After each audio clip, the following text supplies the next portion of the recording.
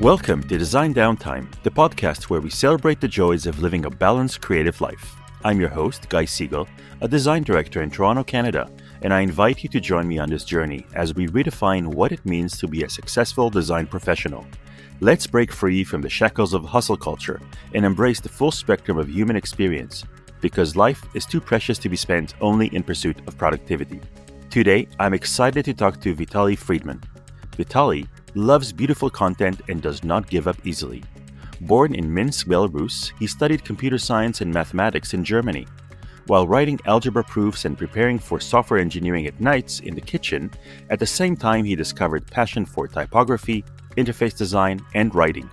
After working as a freelance designer and developer for 6 years, he co-founded Smashing Magazine back in 2006, a leading online magazine for designers and developers.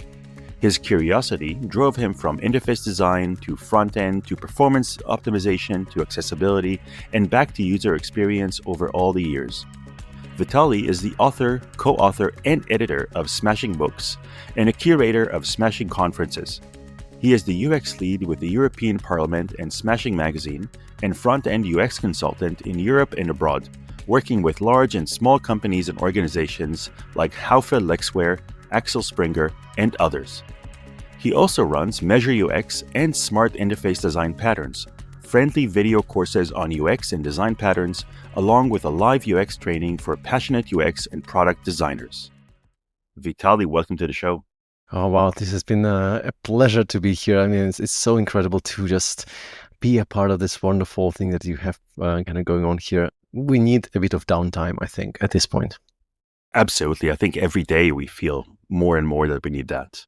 And today you wanted to talk to us about techno music. Oh, yes. Never ever ask me. Never ever ask me. So that's about time. Yes, I think for the last, I would say like 20, 25 years, I've been going through all kind of reincarnations and developments and explorations and discoveries in terms of techno music. So I think that there is so much to discover. I don't even know where to start.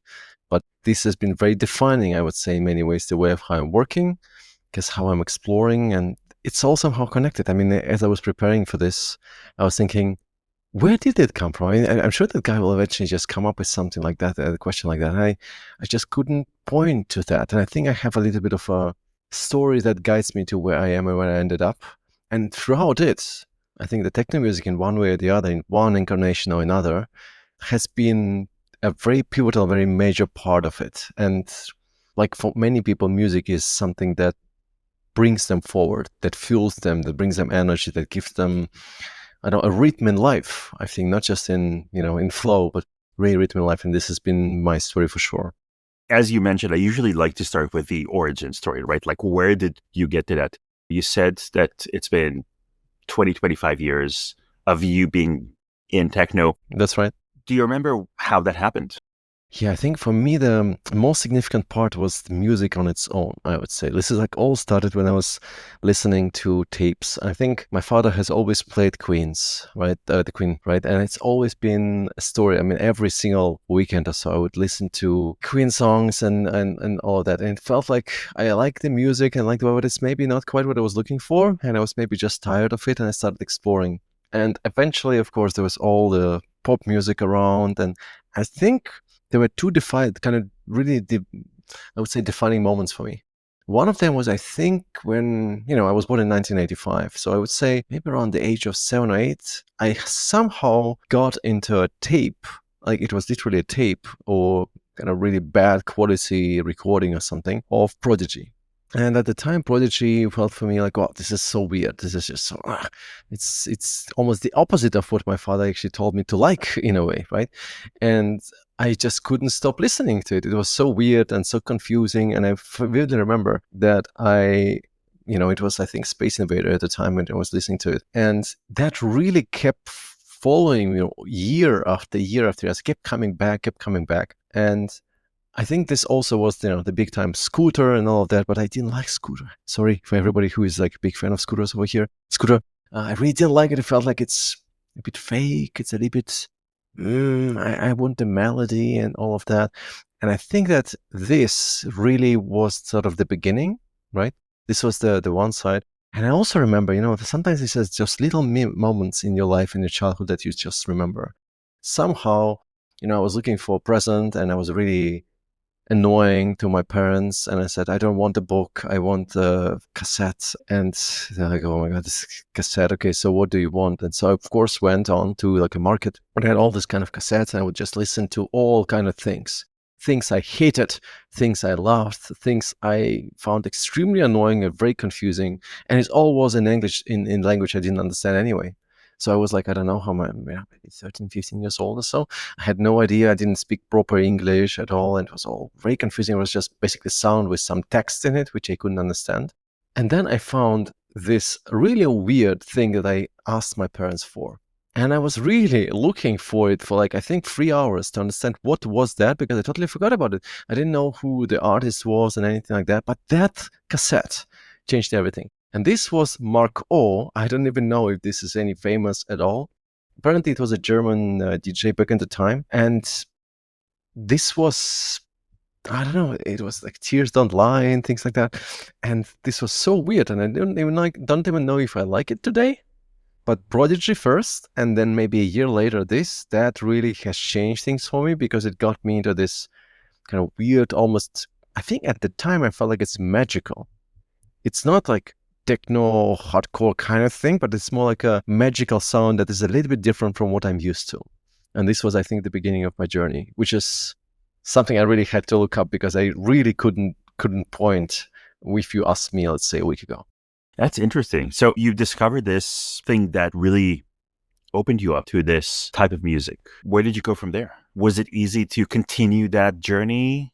Oh, Guy, I think for me, this is always the same story throughout my entire life. When I start liking things, I am exploring all of it. I want to take all of it. I want to swim and I want to go left and right, because, I'm Aquarius. So I really like swimming and I really want to swim in this whole ocean, explore all the islands and everything that's in there. So I was navigating, I was just listening to everything. It's so strange. Like sometimes my wife and I are walking and, you have a shopping mall and there is this song playing. Just relatively, not famous necessarily, but like one of those songs from, I don't know, 1990s or so. And I can tell immediately who that was. And I could tell immediately what album it came from and things like that. It was so strange, because I think at the time, like in 90s or maybe, late 90s or so, I was so obsessed by just exploring. I would explore everything, and I would explore everything that not even techno music. I would be obsessed about Alphaville. I would be obsessed about Scooter as well. And I would be obsessed about Roxette. And I would be obsessed about the chorus, right? And like all the different things, because I discovered like something that I liked and I wanted to discover everything else that I might like as well, right? And so that really brought me into this adventure. And I would listen to everything. Like everything. I think that between 1994 or so, 2001, 2, 3 or so, I would listen to absolutely everything. So I think this is also why I can always tell apart like Cranberries from which album that came and all of that. And I don't even know why. I just seem like the same happened to me also in terms of movies, by the way. I felt like I need to know the obscure indie movies. I need to know them really well. And so I watched everything. I think maybe I had more time back then. I don't know. But it feels like I really spent a lot of time into this.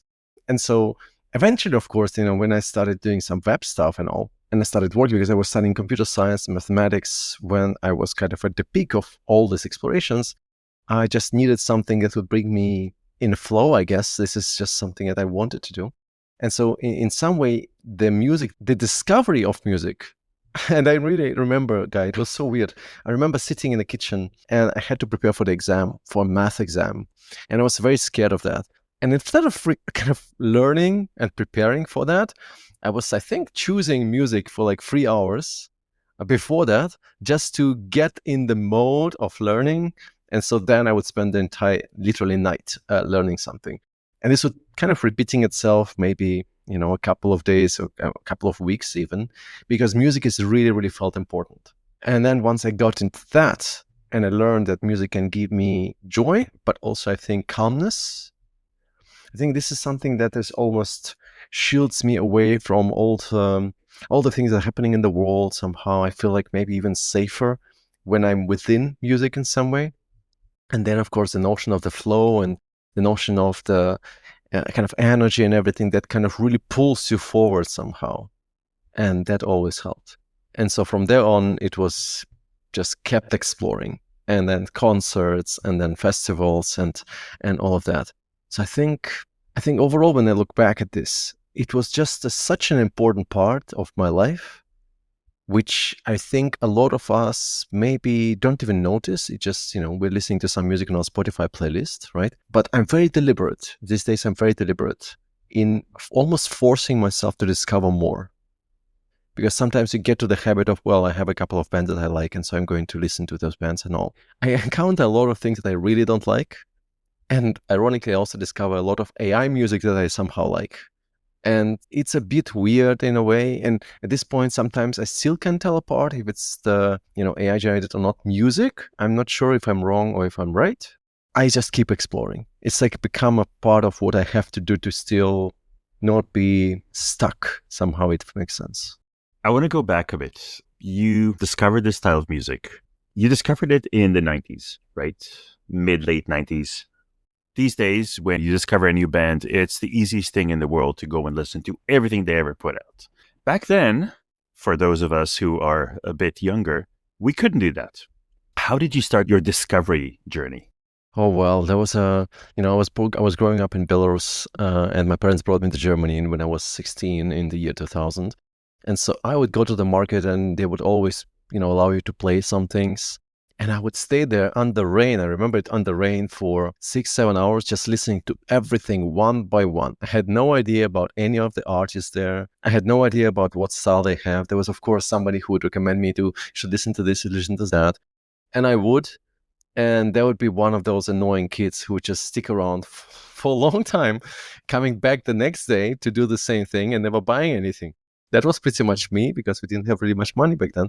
But I think this was sort of the exploration for me when it all started. But then, of course, there was the time where all of a sudden they could get MP3s on the internet, which was quite nice on its own. And then, of course, we had a Napster moment. And then we have the after Napster moment where we realized that it's not a good idea to do something like Napster. And so I just kept really going through whatever I can find. And also, of course, friends, right? Finding people who kind of carry this momentum with you as well. And we would exchange things all the time too. But it took me quite a while to find what I actually really liked.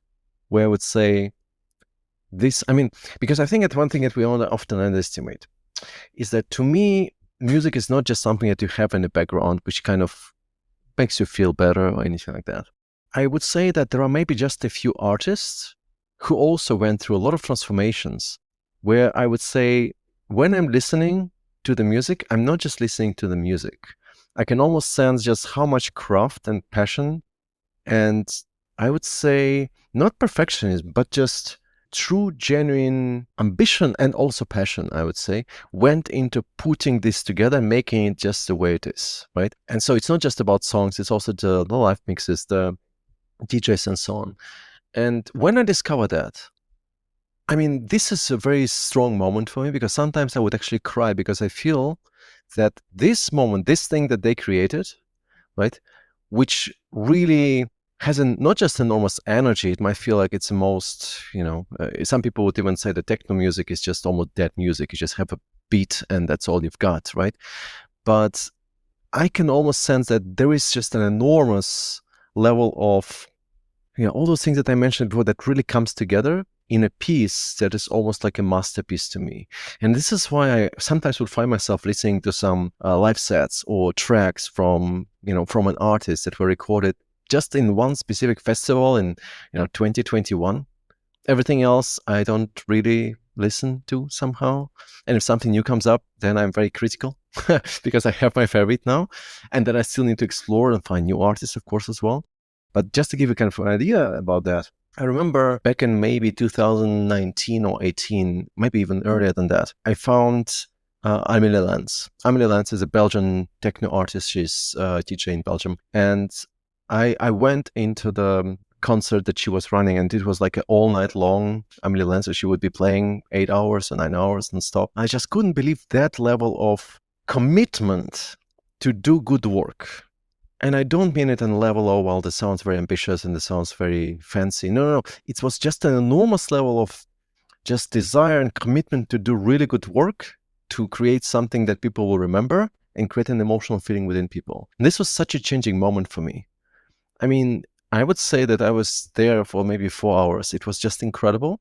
And then, of course, we had COVID moment. And I remember listening to the Exit Festival. There is a live session by Emily Lance there from it, from 2021. I think it's by far the best single session track where everything just fits beautifully together, right? I guess after COVID, we all wanted to do something like this, right? And this was so impressive to me. Just so impressive to me. So I keep coming back to that as well.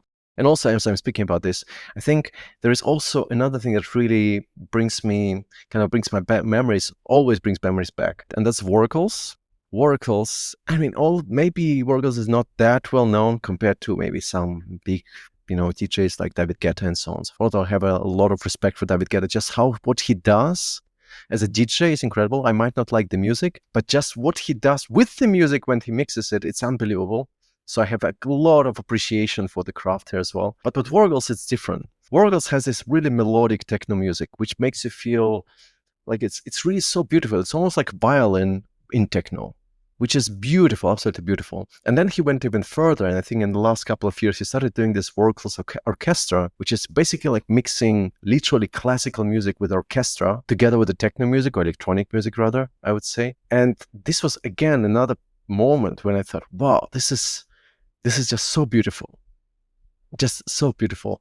And so those two things, I guess, those two artists, I think, are always in my toolbox, right? But I'm always exploring other things as well, of course. You mentioned this was not techno, this was electronic music, though. And I don't want to get too much into the definitions, but for you, what is kind of like the border around techno music that separates it from house or trance or those kind of other types of genres within electronic music? Yes, I would say that when I had to describe what I personally liked, right? Because I have to describe what I liked in order to find what I liked, right? When I'm looking for something, it would be always melodic. It would be always minimal. It would be almost like a Berlin style. It's very hard to say. There is no Berlin style, I guess, but it was kind of like the minimalism that you will often find. And so when I look at the electronic music, it doesn't have to be that sort of thing. It doesn't have to be minimal, but it can be very beautiful and melodic, right? But at the same time, I'm not really into things that are like EDM or something like that. This is just not necessarily what brings me that energy, because I really want to find something, I don't know, honest and elegant maybe, or something like that in the music, even although it might be very strong bass and all of that. I think there is still a lot of creativity that can be around that. So for me, I guess the techno music is something that would be more along the side of really being at least to me, because I'm, as you can see, I'm not a music expert by any means, but it would be more minimal. It would be more bassy, if you like, and more structured maybe, while melodic music is always going all of the tangents and explores and diverges, almost like classical music would do as well. You said it, a big push for you to explore and discover more techno music happened when you moved from Belarus to Berlin. What role did music and techno play in you becoming German, meeting people and becoming accepted into the community?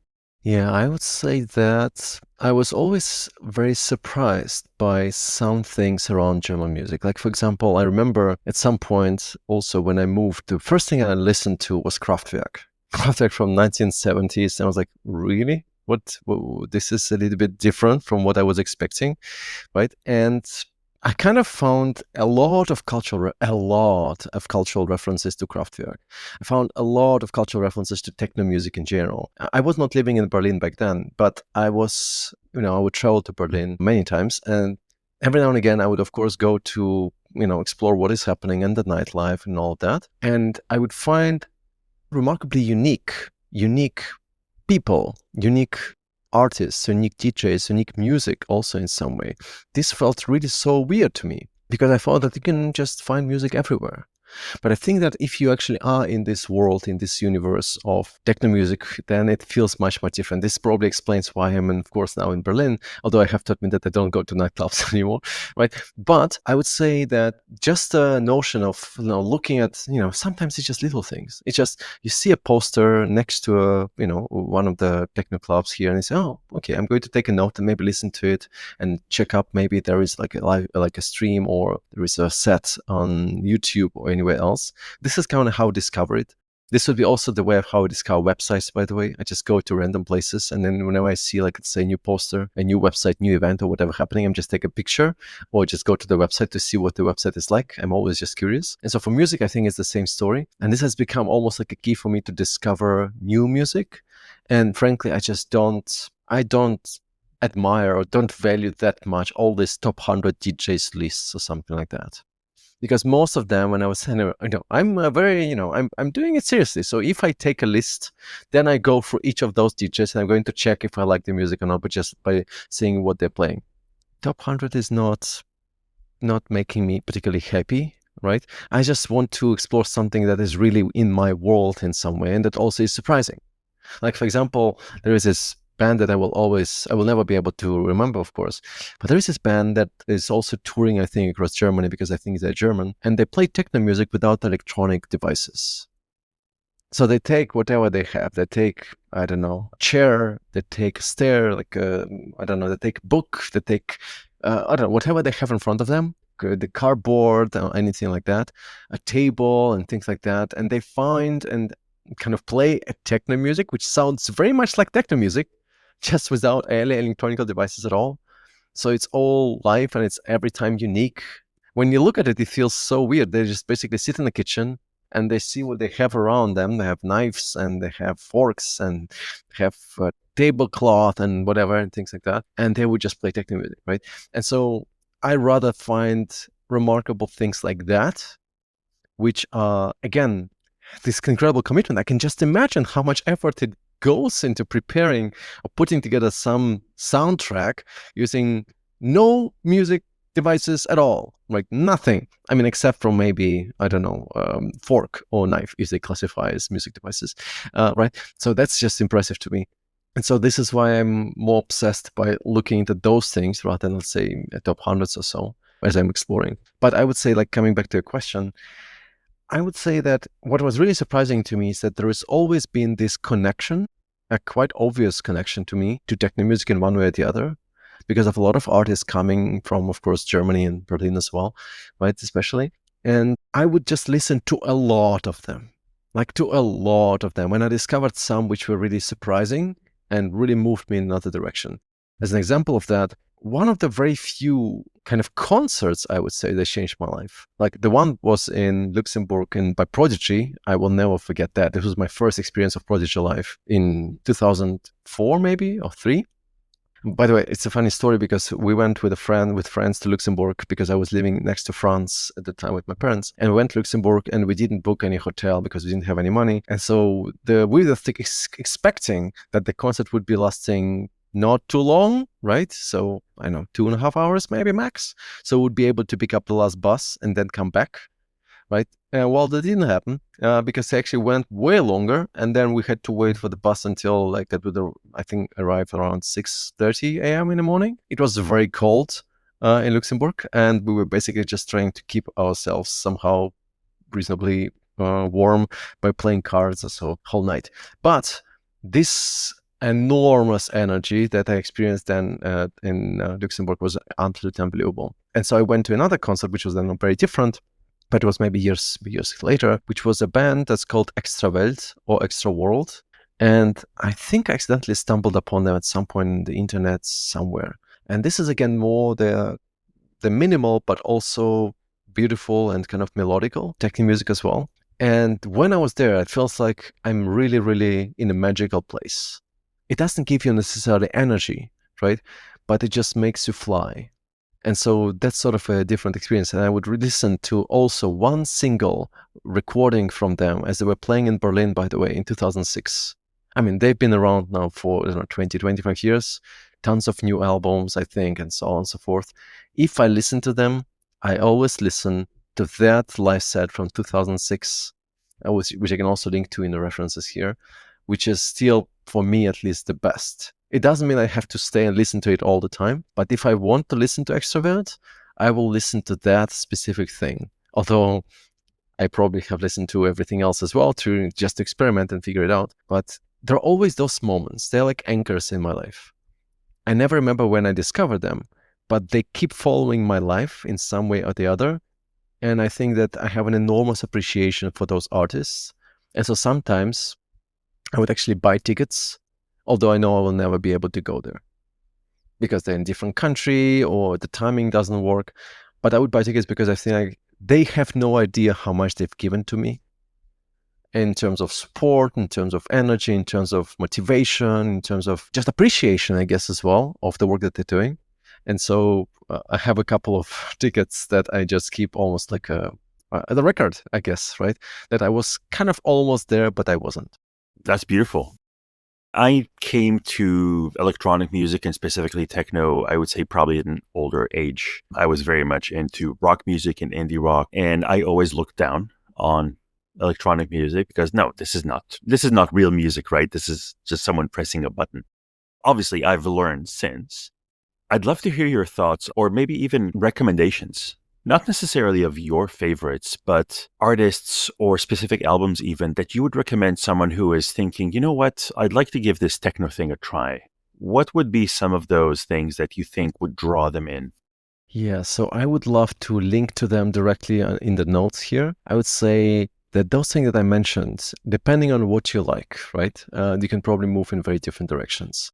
Because, for example, what I did mention, of course, that once you get into techno music and you keep exploring, eventually you'll be exploring drum and bass. And there are moments in my life where I feel like there is, for example, in the UK, there is drum sound, bassline Smith. It's just so much energy. So whenever I go like on a bike, oh, this is it. I'm turning it on either Prodigy or if I want to go all the way, then it would be that. And it gives me so much energy. This is just unbelievable. But that's again a bit more on the side there, right? But if I look, let's say, at the side of like techno music, then I would probably go into the Belgian techno music and explore it. There are a lot of artists in there all circling around the label called Exhale, which I highly recommend personally. But on the other hand, of course, if you like more melodic techno, right? Then, of course, somebody like Paul Kalkbrenner in Germany or Oracles, of course, would be very much in order, although they are very, very different. Very, very different. These would be kind of my recommendations. But I would say that sometimes I find absolutely remarkable and joyful moments just by finding absolutely unknown people who just happen to do good things. And this is just speaking to other people who stumbled upon something. And very often people will be shazamming things here and there, and you would see like this artist, this track was played 320 times in the last month. What? How can it be, right? And it just keeps it going. So for me, sometimes it's more about the exploration and discovery and figuring out something that I apparently like or don't like, right? That really keeps me going as well. The only thing is, if you explore something new, I can't work at the same time. That's a bit of an issue. So if I'm stumbling upon the music that I'm not sure will I like it or not, so I keep playing it, and then I need to always switch and go somewhere else and explore some other music in order to keep working. So when I'm working, I need to have something that is maybe a little bit more familiar, but then I always have this moment where I just need to explore. I'm just going to look up, okay, what is happening and who is playing and what are they playing and what is it like and all. And this is why it's actually quite strange, but sometimes I would speak to, younger people like work colleagues and all, and I would know what they're listening in techno music, but they would not know those things that I've listened to 10, 15, 20 years ago. But of course, I will not be, for example, for a very long period of time. Please don't blame me, everyone. I literally didn't know. I think up until maybe last year, I literally didn't know who Taylor Swift is. I had absolutely no idea, right? Because this is kind of not really my world. Now I do. There's lots of you who are throwing stones at me. I'm okay now. One more question. You listen to a lot of music while you work, when you're at home, and you go to shows, you go to concerts, you see live music. How are the two different modes of listening to music affect you differently? Oh, this is such a good question, Guy. I think when I'm working, the music almost becomes partially invisible. when I'm at a concert, the music is very much visible, right? And this is where I'm literally listening to it, right? If I had to remember the moments when I was listening to music, I would probably find it difficult. If I had to remember the moments when I went to a concert, I would remember it vividly. I think one of the last most memorable experiences, almost cinematic experience that I had was in Justice. Justice when came, I mean, they did a tour around Europe, and they are also from Paris, and they every now and again they put up a new album, and then they turn it into literally a cinematic experience, which means enormous amount of lighting, enormous amount of everything happening within the area where you are. And they had this tremendous concert where I couldn't believe it. It was just, again, it's the same feeling, like this is so much love that was put into this, and thought and care and desire to create a very special experience. I think that in the end, if I'm really thinking about this, what I really appreciate most is this desire, because ultimately musicians are designers in my world. What I mean by that is, well, they're designing this cinematic musical audio experience and guide people through it and connect parts of it, and they have a storytelling part of it, and they need to have a good entry, they need to have a good outro, and they create these memories and experiences around us. And so this moment for, like, with the Justice again, it was so memorable. I think that I would probably remember the most concerts I went to, but this is mostly because of that experience. You're there in a moment, and you're there like 1.5 hours, and you're really absorbed into this passion and desire and people and everything. While if you're sitting in front of your machine and you're working, it's a bit different, because you just supports you and kind of brings you to places, but it doesn't elevate me to the level necessarily, because I guess I'm listening to a lot of same music right all the time if I need to get in flow mode, compared to the cinematic experience that I would get in an actual performance, which I experienced live. I always remember every single live performance, live concert that I've ever been to. I think that this is always a very, very special moment for me. That's awesome. Vitaly, where can people find you? Well, I'm everywhere. I think, well, not everywhere, but I'm trying to be, well, I guess on LinkedIn somehow. I ended up getting a spot on LinkedIn somehow. So every time I'm posting things, usually it will go on LinkedIn, but I also have a newsletter and stuff like that. Maybe eventually. I'm really working on this, but I'm really so bad at planning those things. I'm hoping that I will be publishing more things on YouTube and just video stuff. We'll see. But also you can find me wonderful podcasts like Guy Siegel's podcast, I heard. So that's usually a good thing. But I'm trying to be there. So if anybody wants to reach out to me, please do reach out to me. I'm not one of those people who is hiding behind the email address and never replies. I try to reply as much as I can. That is absolutely true. Thank you so much for joining us, Vitaly. Thank you so much, Guy. It's been a pleasure. If anybody is interested in techno music or anything else, please, send me a request or something, or just a message. I can definitely bring you to hundreds of different worlds, depending on what you like. This is all for this episode of Design Downtime. Thank you for joining me, and until next time, I hope you enjoy your downtime.